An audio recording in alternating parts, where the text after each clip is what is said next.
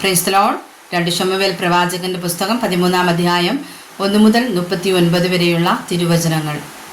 അതിന്റെ ശേഷം സംഭവിച്ചത്, ദാവീദിന്റെ മകനായ അബ്ശാലോമിന് സൗന്ദര്യമുള്ള ഒരു സഹോദരി ഉണ്ടായിരുന്നു. അവൾക്ക് താമാർ എന്നു പേർ. ദാവീദിന്റെ മകനായ അമ്നോന് അവളിൽ പ്രേമം ജനിച്ചു. തന്റെ സഹോദരിയായ താമാർ നിമിത്തം മാൽ മുഴുത്തിട്ട് അമ്നോൻ രോഗിയായി തീർന്നു. അവൾ കന്യകയാകയാൽ അവളോട് വല്ലതും ചെയ്യുവാൻ അമ്നോന് പ്രയാസം തോന്നി. എന്നാൽ അമ്നോന് ദാവീദിന്റെ ജ്യേഷ്ഠനായ ശിമയിയുടെ മകനായ യോനാദാബ് എന്നു പേരുള്ള ഒരു സ്നേഹിതൻ ഉണ്ടായിരുന്നു. യോനാദാബ് വലിയ ഉപായിയായിരുന്നു. അവൻ അവനോട്, നീ നാൾക്കുനാൾ ഇങ്ങനെ ക്ഷീണിച്ചു വരുന്നതെന്ത്?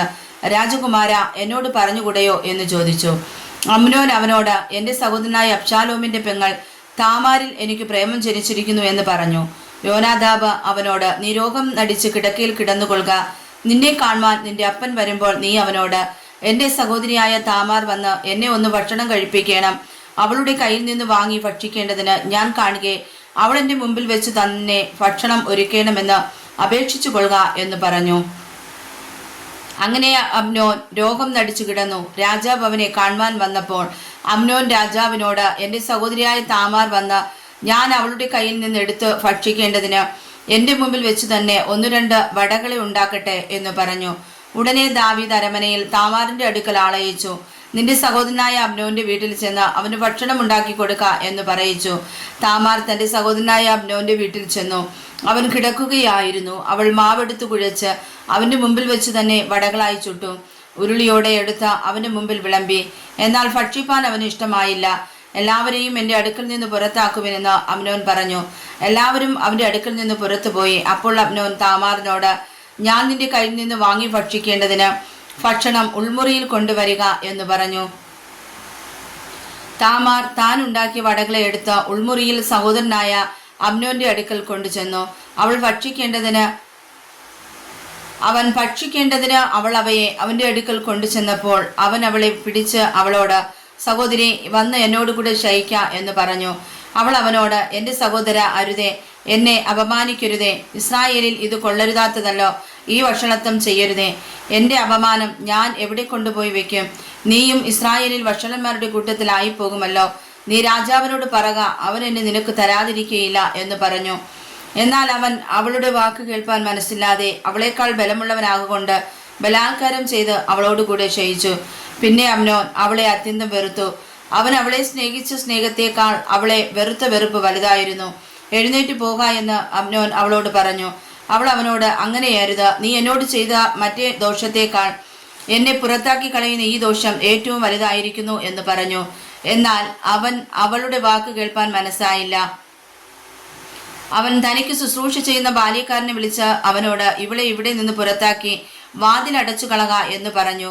അവൾ നിലയങ്കി ധരിച്ചിരുന്നു. രാജകുമാരികളായ കന്യകമാർ ഇങ്ങനെയുള്ള വസ്ത്രം ധരിക്ക പതിവായിരുന്നു. ബാല്യക്കാരൻ അവളെ ഇറക്കി വാതിൽ അടച്ചു കളഞ്ഞു.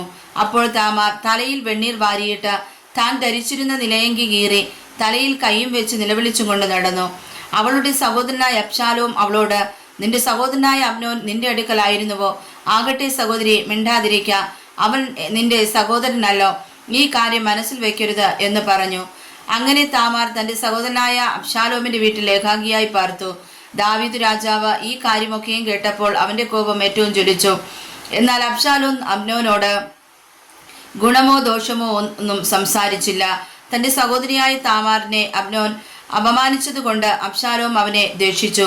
2 സംവത്സരം കഴിഞ്ഞ ശേഷം അബ്ശാലോമിന് എഫ്രായിമിന് സമീപത്തുള്ള ബാൽഹാസോരിൽ ആടുകളെ രോമം കത്തിരിക്കുന്ന അടിയന്തരമുണ്ടായിരുന്നു.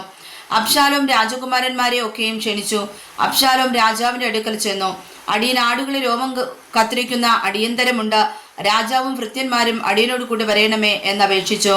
രാജാവ് അബ്ശാലോമിനോട്, വേണ്ട മകനെ, ഞങ്ങൾ എല്ലാവരും വന്നാൽ നിനക്ക് ഭാരമാകുമെന്ന് പറഞ്ഞു.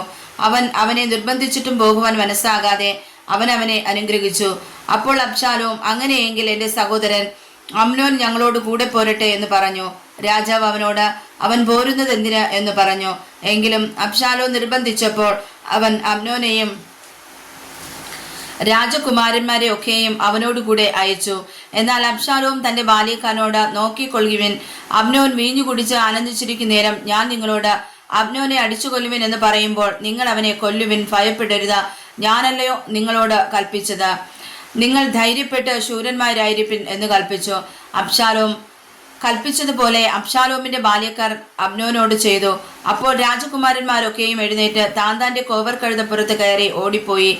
അവർ വഴിയിലായിരിക്കുമ്പോൾ തന്നെ അബ്ശാലോം രാജകുമാരന്മാരെ ഒക്കെയും കൊന്നുകളഞ്ഞു. അവരിൽ ഒരുത്തനും ശേഷിച്ചില്ല എന്ന് ദാവീദിന് വർത്തമാനം എത്തി. അപ്പോൾ രാജാവ് എഴുന്നേറ്റ് വസ്ത്രം കീറി നിലത്ത് കിടന്നു. അവന്റെ സകല ഭൃത്യന്മാരും വസ്ത്രം കീറി അരികെ നിന്നു. എന്നാൽ ദാവീദിന്റെ ജ്യേഷ്ഠനായ ശിമെയിയുടെ മകനായ യോനാദാബ് പറഞ്ഞത്, അവർ രാജകുമാരന്മാരെ യുവാക്കളെ ഒക്കെയും കൊന്നുകളഞ്ഞു എന്ന് യജമാനൻ വിചാരിക്കരുത്. അമ്നോൻ മാത്രമേ മരിച്ചിട്ടുള്ളൂ. തന്റെ സഹോദരിയായ താമാറിനെ അവൻ അപമാനിച്ച നാൾ മുതൽ അബ്ശാലോമിന്റെ മുഖത്ത് ഈ നിർണയം കാണുവാൻ ഉണ്ടായിരുന്നു. ആകയാൽ രാജകുമാരന്മാരൊക്കെയും മരിച്ചുപോയി എന്നുള്ള വർത്തമാനം യജമാനായ രാജാവ് ഗണ്യമാക്കരുതേ. അമ്നോൻ മാത്രമേ മരിച്ചിട്ടുള്ളൂ. എന്നാൽ അബ്ശാലോം ഓടിപ്പോയി. കാവൽ നിന്നിരുന്ന ബാല്യക്കാരൻ തല ഉയർത്തി നോക്കിയപ്പോൾ വളരെ ജനം അവന്റെ പിമ്പിലുള്ള മലഞ്ചെരിവ് വഴിയായി വരുന്നത് കണ്ടു. അപ്പോൾ യോനാദാബ് രാജാവിനോട്, ഇതാ രാജകുമാരന്മാർ വരുന്നു, അടിയന്റെ വാക്കൊത്തുവല്ലോ എന്ന് പറഞ്ഞു. അവൻ സംസാരിച്ചു തീർന്നപ്പോഴേക്കും രാജകുമാരന്മാർ വന്ന് ഉറക്കെ കരഞ്ഞു. രാജാവും സകല വൃത്യന്മാരും വാവിട്ട് കരഞ്ഞു. എന്നാൽ അബ്ശാലോം ഓടിപ്പോയി അമ്മീഹൂദിന്റെ മകനായി ഗശൂർ രാജാവായ താൽമായിയുടെ അടുക്കൽ ചെന്നു. ദാവീദോ ഇടവിടാതെ തന്റെ മകനെക്കുറിച്ച് ദുഃഖിച്ചു കൊണ്ടിരുന്നു.